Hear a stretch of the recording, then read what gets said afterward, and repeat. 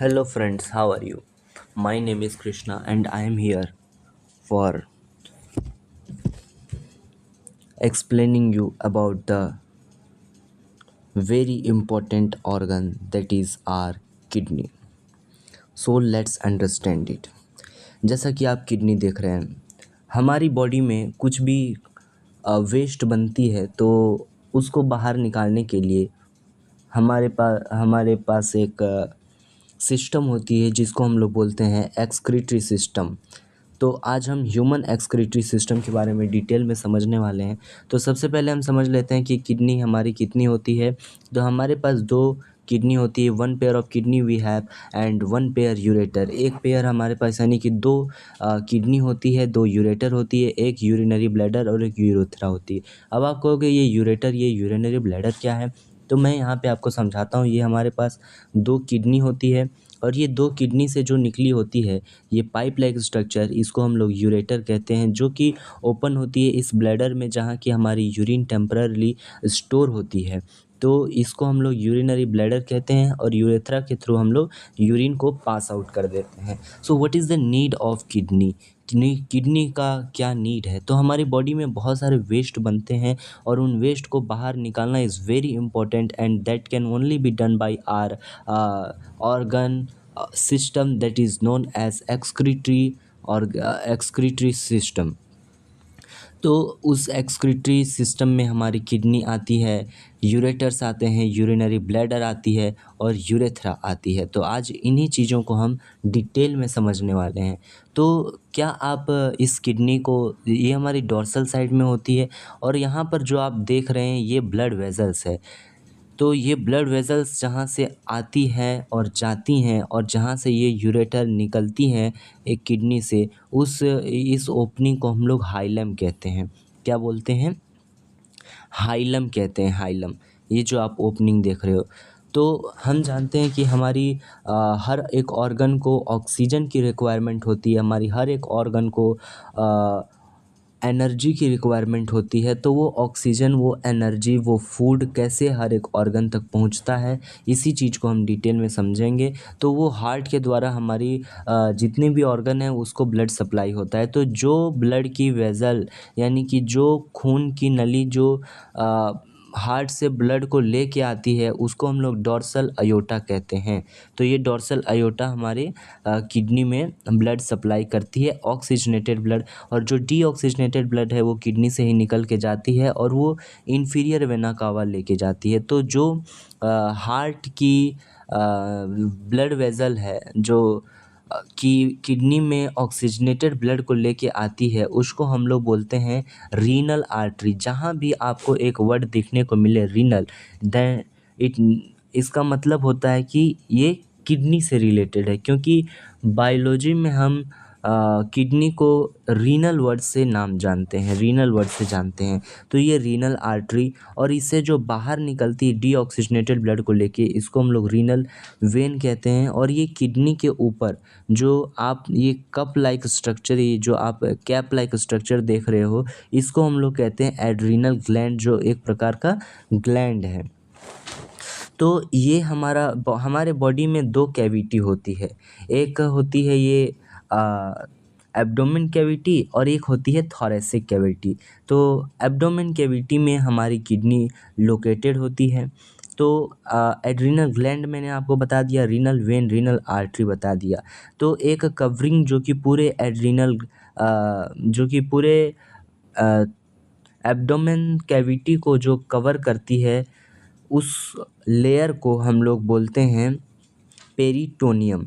क्या बोलते हैं? पेरिटोनियम। और यहाँ पे देख सकते हैं कि हमारा जो किडनी है वो हमारी पीछे डोर्सल साइड से ये बिल्कुल भी चिपकी हुई होती है। इस वजह से ये पेरिटोनियम की जो लेयर है ये हमारी डोर्सल साइड ऑफ किडनी को कवर नहीं कर पाती। दैट्स वाई इनको हम वैसे ऑर्गन जो कि पूरी तरह से पेरिटोनियम से कवर नहीं होते हैं उन ऑर्गन के लिए हम एक टर्म यूज़ करते हैं, उसका नाम है रेट्रोपेरिटोनियल ऑर्गन। इसीलिए किडनी को हम लोग रेट्रोपेरिटोनियल ऑर्गन कहते हैं, क्योंकि यहाँ पर वेंट्रल साइड में यानी कि सामने के साइड में तो कवरिंग पेरिटोनियम की है, लेकिन यहाँ डोर्सल साइड में कवरिंग नहीं है। That's why we call this organ retroperitoneal organ.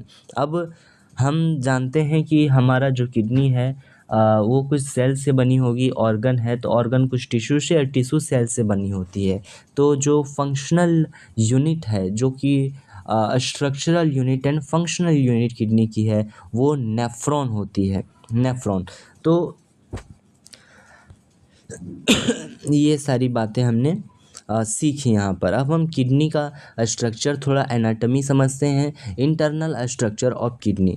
तो ये आप किडनी देख पा रहे हैं, और ये किडनी में जो किडनी की कवरिंग है, इस किडनी की कवरिंग को हम लोग बोलते हैं रीनल कैप्सूल, जो कि बनी होती है वाइट फाइब्रस कनेक्टिव टिश्यू के। जैसे कि आपको पता है कि हमारे बॉडी में 4 प्रकार के टिश्यू से बनी होती है। पहला है एपिथेलियल टिश्यू, दूसरा है कनेक्टिव टिश्यू, तीसरा है मस्कुलर टिश्यू और चौथा है नर्वस टिश्यू। नर्वस टिश्यू जिससे ब्रेन हमारा बना है, स्पाइनल कॉर्ड बना है, कनेक्टिव टिश्यू जिससे हमारा बोन बना है, जिससे हमारा ब्लड बना है, जिससे कि हमारा कार्टिलेज बना हुआ है, और एपिथेलियल जो कि हमारी कवरिंग करती है, इंटरनल ऑर्गन की कवरिंग करती है, हमारी स्किन जो बनाती है वो एपिथेलियल टिश्यू, और मस्कुलर टिश्यू जो हमारी मसल्स को बनाती है। तो उन्हीं सब चीज़ों में से अगर हम रीनल कैप्सूल की बात करें, which is a covering of kidney, तो रीनल कैप्सूल किडनी की कवरिंग होती है, जो कि बनी होती है वाइट फाइब्रस कनेक्टिव टिश्यू। यानी ये कनेक्टिव टिश्यू से बनी होती है, और कनेक्टिव टिश्यू में भी वाइट फाइब्रस कनेक्टिव टिश्यू से बनी होती है। तो ये किडनी जो है, इसके अंदर का जो पार्ट है, हम लोग इस किडनी को 2 पार्ट देख पा रहे हैं। एक तो पार्ट ये हो गया, और दूसरा ये पार्ट हो गया। तो इस वाले पार्ट को हम लोग कॉर्टेक्स कहते हैं, जो कि आउटर पार्ट होती है, और ये जो अंदर आपको दिख रहा है, ये पार्ट जो है, इसको हम लोग मेड्यूला कहते हैं, जो कि इनर पार्ट होती है। और आप देख रहे हैं कि यहाँ पर कुछ ये पिरामिड लाइक स्ट्रक्चर हमें देखने को मिल रहा है।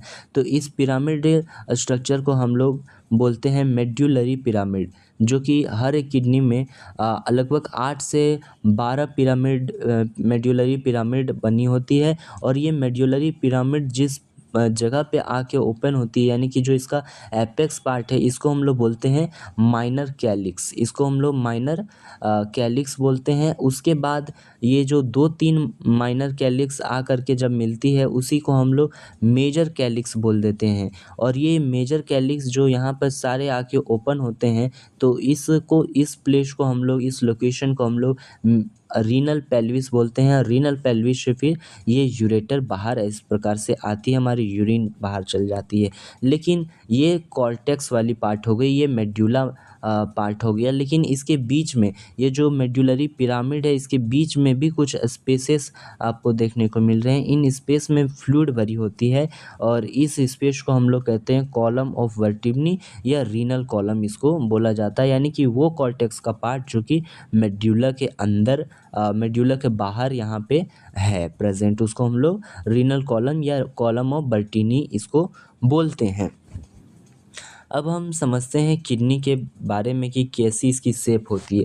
तो किडनी का जो शेप है, ये बीन शेप्ड होती है, राजमा का शेप की होती है, और इसका कलर जो है वो रेडिश ब्राउन होता है। इसकी लोकेशन की बात करें तो ये हमारी बॉडी में T12 से L3 के बीच में प्रेजेंट होती है। T12, टी का मतलब होता है थोरेसिक, जो, क्योंकि हम जानते हैं कि हमारा जो वर्टिब्रल कॉलम है, जो हमारा स्पाइनल कॉर्ड है, वो उसके जो ऊपर प्रेजेंट होती है स्पाइनल कॉर्ड, जैसे कि हमारा रीढ़ का जो हड्डी है, इसी के अंदर से बहुत सारी नसें गई होती है, जिसको स्पाइनल कॉर्ड कहते हैं। तो ये जो हमारी रीढ़ की हड्डी है, ये 26 हड्डी से मिल करके बनी होती है। 26 बोन उसमें प्रेजेंट होते हैं, जिसको हम लोग अलग अलग नाम देते हैं। तो टी से, यानी कि जो थोरेसिक रीजन में प्रेजेंट होती है, उसको हम लोग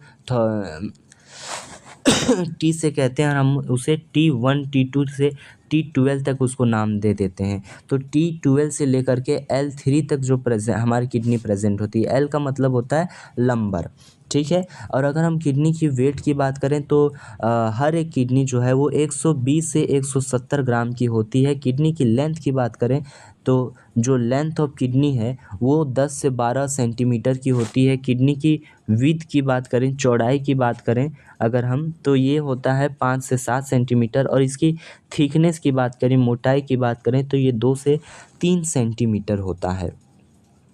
तो अब जैसा कि मैंने आपको बताया था कि ये हमारा मेड्यूलरी पिरामिड है। अब हम इस स्ट्रक्चर को यहाँ पे डिटेल में समझते हैं कि किस प्रकार से होती है।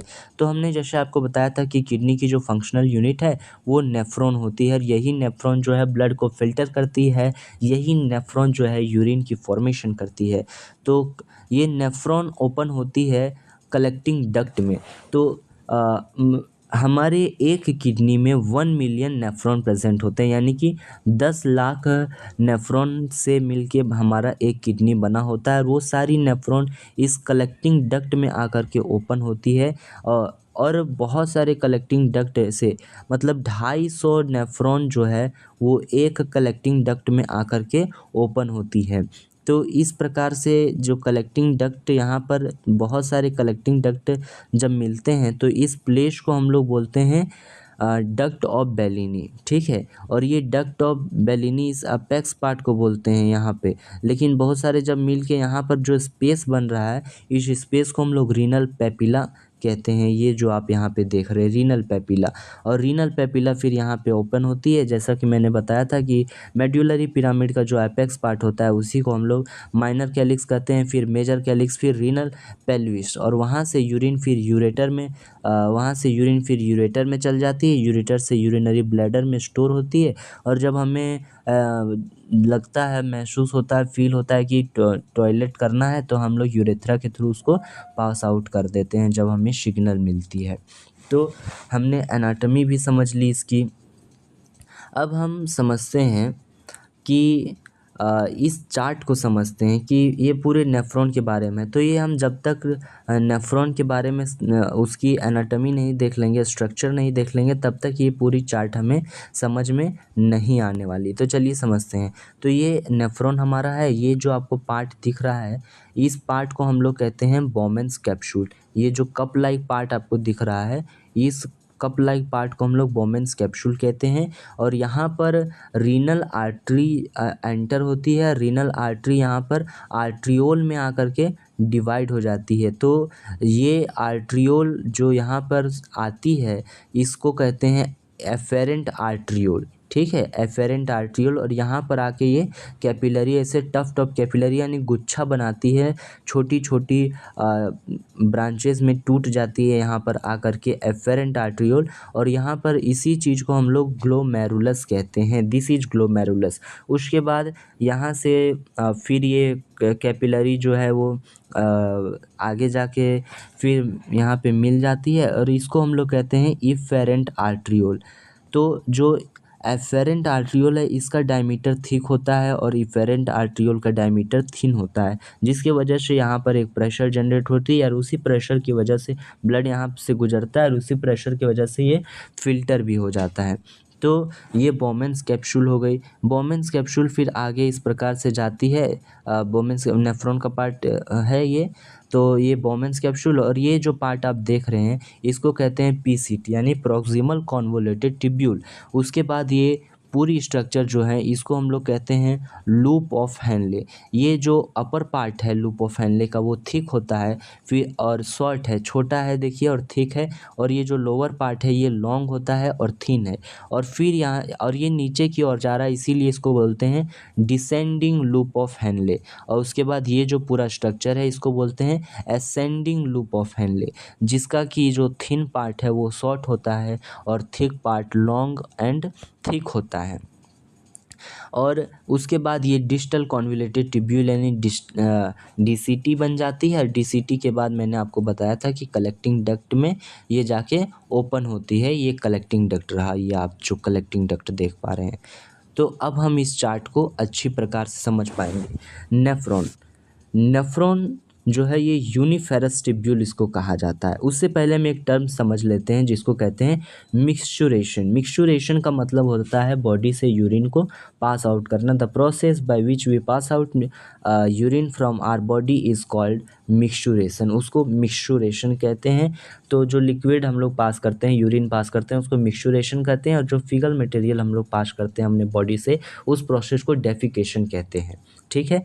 तो अब हम देखते हैं कि नेफ्रॉन दो पार्ट से मिलकर बना होता है। एक तो होता है ग्लोमेरुलस और दूसरा होता है रीनल टिब्यूल। तो ये ग्लोमेरुलस यहाँ पे रहा और ये पूरा देख रहे हैं, ये पूरा रीनल टिब्यूल है। तो ग्लोमेरुलस जो है टफ टफ कैपिलरी, ये बनी होती है सिंपल स्क्वामस एपिथेलियम की। बॉडी की जहाँ जहाँ भी बॉडी को डिफ्यूज़न एंड फिल्टरेशन का काम जो है वो होता है, तो वहाँ वहाँ हमें सिंगल लेयर से बनी हुई सिंगल सेल की लेयर से बनी हुई हमें चीज़ चाहिए होती है, और वो केवल बन सकती है सिंपल स्क्वामस एपिथेलियम से। तो जो ग्लोमेरुलस है, जो कैपिलरी का गुच्छा है, वो बना होता है सिंपल स्क्वामस एपिथेलियम से। और फिल्ट्रेशन का पार्ट जो यहाँ भी चल रहा होता है बोमेन्स कैप्सूल में, तो ये भी बना होता है सिंपल स्क्वामस एपिथेलियम से। और इन दोनों को हम लोग मिला के बोलते हैं माल्फिजियन बॉडी या रीनल कॉर्पशल्स। तो ये जो है इसकी को हम लोग बोलते हैं माल्फिजियन बॉडी या रीनल कॉर्पशल। उसके बाद हम बोमेन्स कैप्सूल के बाद बात करते हैं पीसीटी यानी प्रॉक्सिमल कॉन्वोल्यूटेड ट्यूब्यूल, जो कि ब्रश बॉर्डर पीसीटी ये है जो कि brush border simple cuboidal epithelium से बना होता है, क्यूबॉइडल एपिथेलियम से। और ये दो पार्ट में डिवाइड हो जाता है पीसीटी ये ब्रश बॉर्डर कॉलमनर एपिथेलियम से बना होता है, टिश्यू से। और उसके बाद हमें हेयर पिन लाइक स्ट्रक्चर, ये जो आप देख रहे हैं हेयर पिन लाइक स्ट्रक्चर जो है, इसकी को हम लोग कहते हैं लूप ऑफ हेनले। ये लूप ऑफ हेनले दो होते हैं, दो चीज़ में डिवाइड होते हैं। एक तो डिसेंडिंग लूप ऑफ हेनले, एक ascending loop of Henle. Descending में जैसे मैंने बताया कि एक थिक पार्ट होता है जो कि शॉर्ट होता है, ये शॉर्ट है और ये बना होता है सिंपल क्यूबॉइडल से। ये सारी चीज़ें फिर सिंपल क्यूबॉइडल से बनी हुई है। और जो थिन पार्ट है ये लॉन्ग होता है, ये भी बना होता है सिंपल क्यूबॉइडल से। असेंडिंग जो है, असेंडिंग लूप ऑफ हेनले, इस असेंडिंग लूप ऑफ हेनले में ये जो थिन पार्ट दिख रहा है ये शॉर्ट दिख रहा है, और ये भी बना होता है सिंपल क्यूबॉइडल एपिथेलियम से। और ये जो लॉन्ग पार्ट आपको दिख रहा है जो कि थिक है, ये भी बना होता है सिंपल क्यूबॉइडल एपिथेलियम से। और फिर ये पार्ट जो दिख रहा है ये डीसीटी जो है, ये भी बना होता है सिंपल क्यूबॉइडल एपिथेलियम से। ये कलेक्टिंग डक्ट जो देख रहे हैं, this is not the part of nephron. अब हम बात करते हैं कि फिल्ट्रेशन आखिर होता कैसे है। तो ये है एफेरेंट आर्ट्रियोल, ये ग्लोमेरुलस है कैपिलरी में बट गई है, और ये एफेरेंट आर्ट्रियोल, और ये यहाँ पर बोमेन्स कैप्सूल। तो एक जो ये लेयर हमें देखने को मिल रहा है, इसको कहते हैं मेम्ब्रेन ऑफ ग्लोमेरुलस, जो कि सिंपल स्क्वामस एपिथेलियम से बना होता है। और ये पार्ट बोमेन्स कैप्सूल जो है, ये इसका मेम्ब्रेन को कहते हैं मेम्ब्रेन ऑफ बोमेन्स कैप्सूल, जो कि सिंपल स्क्वामस एपिथेलियम से बना होता है। ये दोनों लिविंग होते हैं, और बीच में ये जो आप प्रेजेंट देख रहे हैं, इसको हम लोग कहते हैं बेसमेंट मेम्ब्रेन। और ये बेसमेंट मेम्ब्रेन जो है ये नॉन लिविंग होता है, इसको बेसमेंट मेम्ब्रेन या बेसमेंट सब्सटेंस लेयर भी कहा जाता है। अब हम बात करते हैं यूरिन फॉर्मेशन की। यूरिन फॉर्म कैसे होती है? तो 3 प्रोसेसेस यहाँ पे होते हैं।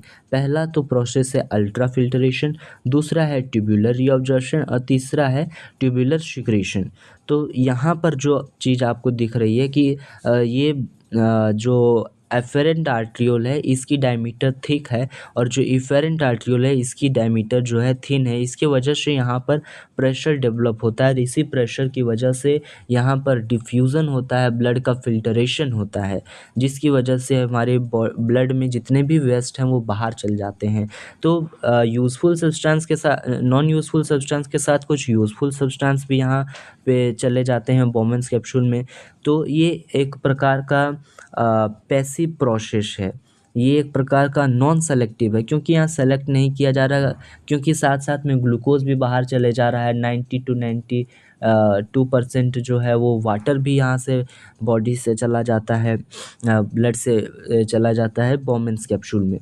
तो ये जो है नॉन सेलेक्टिव है, और क्योंकि हाई कंसंट्रेशन से लो कंसंट्रेशन में जा रहा है, यहाँ कोई एनर्जी की यूज़ नहीं होती है, इसीलिए ये जो प्रोसेस है इसको अल्ट्रा फिल्ट्रेशन कहते हैं। इस प्रोसेस जो है वो पैसिव प्रोसेस है, यानी कोई भी एनर्जी की रिक्वायरमेंट नहीं होती, और ना ही किसी चीज़ का सिलेक्शन होता है कि कौन सी चीज़ लेनी है, बाइकार्बोनेट, यूरिया, किस चीज़ को लेना है वो सेलेक्ट नहीं किया जाता, सारी चीज़ें यहाँ पे चली जाती हैं, इसीलिए ये नॉन सेलेक्टिव प्रोसेस है। उसके बाद फिर यार जब यहाँ से ब्लड पीसीटी से जाने लगती है तो इस ब्लड वेसल को लगता है कि नहीं, बॉडी को लगता है कि नहीं भाई मुझे तो वाटर की रिक्वायरमेंट है, और उसी वाटर के रिक्वायरमेंट के वजह से अगर हम लोग वाटर फ्री ऑब्ज़र्व किए तो फिर दिक्कत हो जाएगी बॉडी के लिए, इसीलिए ये फिर से जो है रीअब्ज़ॉर्ब कर लेता है कुछ चीज़ों को। रीअब्ज़ॉर्प्शन हमने क्यों कहा, क्योंकि एक बार हमारी स्मॉल इंटेस्टाइन में एब्ज़ॉर्प्शन हो चुकी है, इसीलिए फिर से यहाँ पे हम जो हमारी ब्लड कैपिलरी, जो हमारी ब्लड वेसल्स हैं, वो फिर से यूज़फुल सब्सटेंस को फिर से एब्ज़ॉर्ब करी, इसीलिए हम लोग रीअब्ज़ॉर्प्शन टर्म का यहाँ यूज़ लेते हैं। और ये क्योंकि ट्यूब लाइक स्ट्रक्चर में ये सारी चीज़ें होती है, इसीलिए हम इसको ट्यूबुलर रीअब्ज़ॉर्प्शन इसको कहते हैं। और यहाँ पर एनर्जी की रिक्वायरमेंट होती है और नहीं भी हो सकती, यानी कि ये एक्टिव प्रोसेस भी हो सकता है, पैसिव प्रोसेस, दोनों प्रोसेस है, और यहाँ कोई चीज़ हम सेलेक्ट करके ले रहे हैं, इसीलिए ये सेलेक्टिव है। अब हम बात करते हैं तीसरा प्रोसेस जिसका नाम है ट्यूबुलर सिक्रीशन।